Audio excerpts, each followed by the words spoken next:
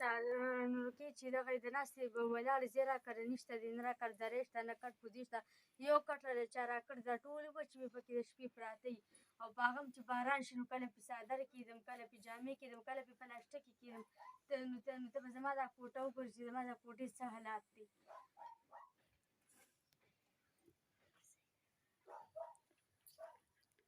بېجان دا د کوټې حالات دی دا وګوره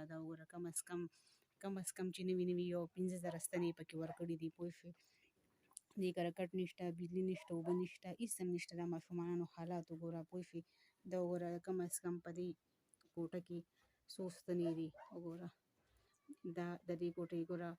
په داسې کوټه کې مونږ ځناور هم نه اوسو پوه شوې ځناور مونږ یې چېرې ځناور باندې به هم دا کوټه راپرېوځي او دا به پکې ګیر شي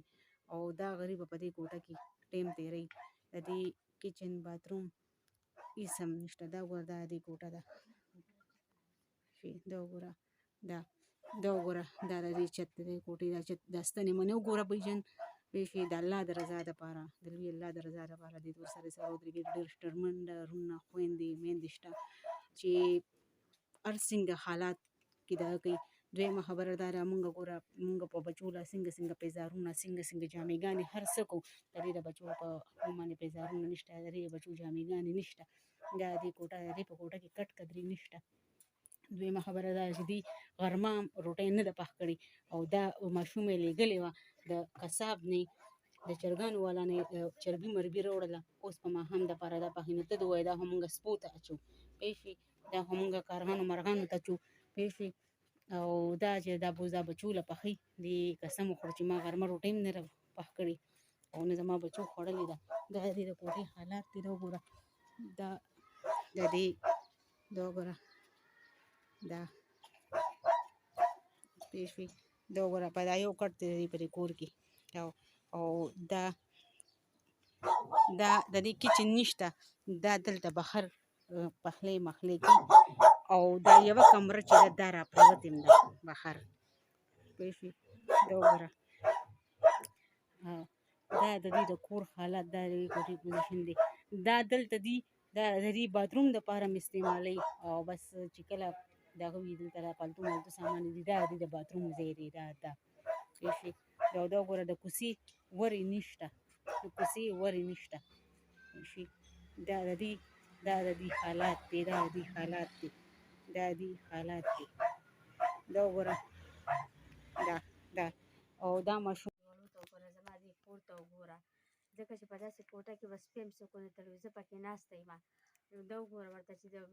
بعد باران شي بار او دننه راباندې یو شان ده کېده چا خبره چې ټول واړه بچي دي زه کوم خوا لاړ شم دا هم د الله د رضا رال دا کوټه دا جونګړه چا راکړې ده زه به څه وکړم کېږي بس تاسو هم دا کوټه به هم درته ښکاري مونږ هم درته ښکارو دا یې واړه بچي مې دي زما خاوند نن شلمه ورځ ده چې کور ته نه راغلی ډېرې نشې او تماشې کوي ځکه چې هغه د کور د حالات هغه نه خبرېږي په خپل ځان دی او هېڅ هم راکړه نشته دغه شانته کېناست یو ځکه چې دا د غرمه هم ډوډۍ نه ده خوړلې سهار هم چای ناست کړی ځکه چې د جومات وظیفې راځي کله هغه وخورو چې کله وینو خورو چې نه نو دغه شانته کېناست یو د کوره وتی نه شو زه به څه وکړم نو کې ډېر مجبور یم ستاسو به ډېر پښتانه وروڼه خویندې چې ما سره به مدد وکړئ ما سره به امداد وکړئ خدای به ما خیر دنیا ښه شته کړي خدای به هم دله په دنیا ښه حلاله ګټه درکړي په آخر هم دله خدای پاک ورځ درکړي که تاسو ما سره امداد وکړو تاسو ما سره لاس امداد وکړو دې وړو بچو ته مې وکاته تاسو مونږ ته وکاته